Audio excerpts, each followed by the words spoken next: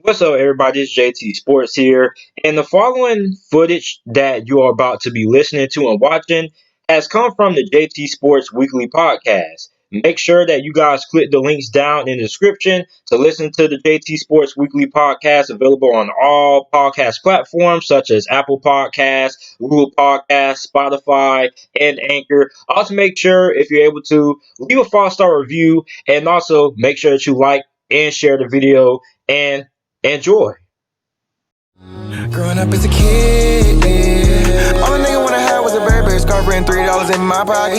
Instead I got beat with a switch, but I don't give a fuck, but it's on my body. Scars all up on me, but I run around from. So, I want to talk about the three most underrated NFL teams heading into the upcoming NFL season.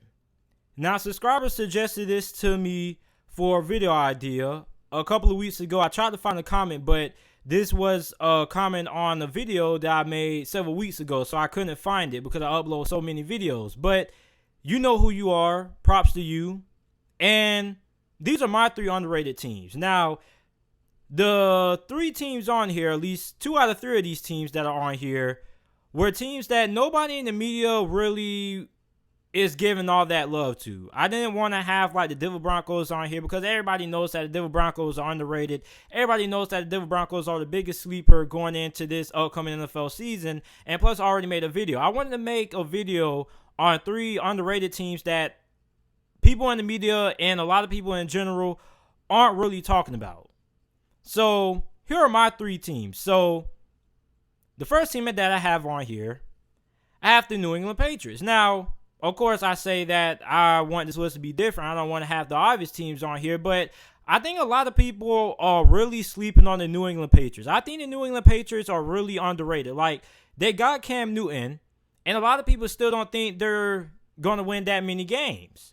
Now, I think that the New England Patriots are going to make the playoffs with Cam Newton. I felt they were going to make it to the playoffs regardless of who the starting quarterback was going to be. Like, if Jarrett Stidham was the starting quarterback and the Patriots never signed Cam Newton, I still would have went with the Patriots to win at least 10 games with Jarrett Stidham because I trust Bill Belichick and I trust the New England Patriots system.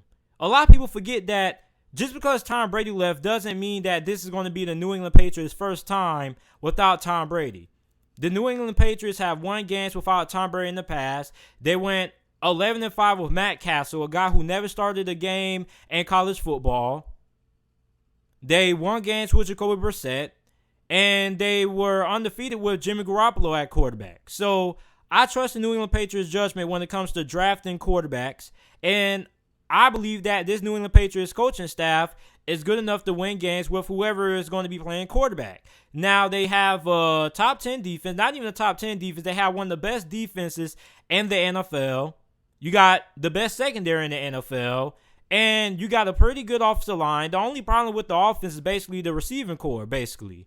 But if N'Keal Harry steps up and Julian Edelman still continues to be Julian Edelman and stays healthy, and they have a guy like Jacoby Myers who breaks out, and they're able to run the football successfully, then it doesn't really matter who the quarterback is going to be. And when you look at Cam Newton, a lot of people say that Cam Newton is messed up. He's not the same quarterback that he was from 2015. The Patriots understand that.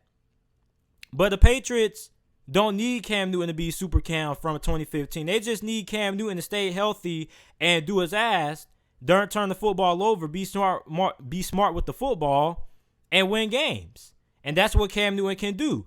So I think the New England Patriots are really underrated. I know a lot of people have been saying that the Patriots are underrated, but I just really wanted to put them on this list because I think that a lot of people in the media aren't really giving Bill Belichick and the New England Patriots the respect that they deserve.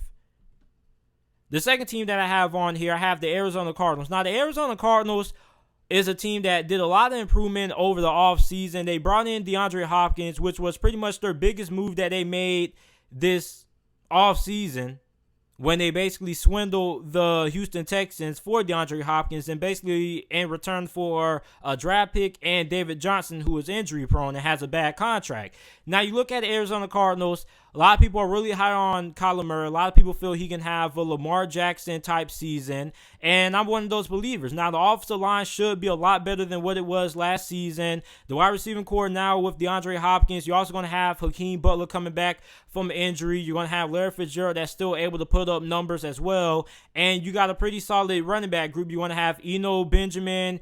You're going to have Kenyon Drake back there. So overall, this is an Arizona Cardinals team that at least offensively should be top 10. And the defense isn't going to be top 10 because anytime you have an offense that has like a significant amount of plays than the usual total play average, the defense is going to be on the field a lot more compared to what they would be if the Arizona Cardinals were running a typical offense. If you guys need a good example, look at Chip Kelly when he was the head coach for the Philadelphia Eagles. The Philadelphia Eagles defenses on paper were never really all that bad, but since they were on the field for a good amount of time than the usual NFL average, they got a little bit more winded, and they didn't really have all that much depth. So I think that's really what's going to happen with the Arizona Cardinals. I think at best their defense is probably 16th in the NFL, but the Arizona Cardinals aren't going to win games based on their defense. They're going to win games based on their ability to put up points, outscore you on offense, and get key stops or key turnovers when needed. So I think the Arizona Cardinals are really slept on. Kyler Murray should be an MVP candidate, at least going into this year. I like Cliff Kingsbury a lot. Very innovative offensive mind. A lot of people didn't even think Cliff Kingsbury was going to work. Well, he showed a lot of promise last year for the Arizona Cardinals. So I think the Arizona Cardinals could really be really underrated. And a lot of people forget that they had some really competitive games with the 49ers, the Rams, and the Seahawks last year, and arguably the toughest division in all of the NFL. So I think the Arizona Cardinals are a team that is really underrated that a lot of people are really sleeping on. The last team is the Los Angeles Chargers. Now, a lot of people don't think that LA Chargers are going to be that good or aren't even going to make it to the playoffs because of the quarterback situation. And I find that crazy because Tyrod Taylor, I just made a video about him.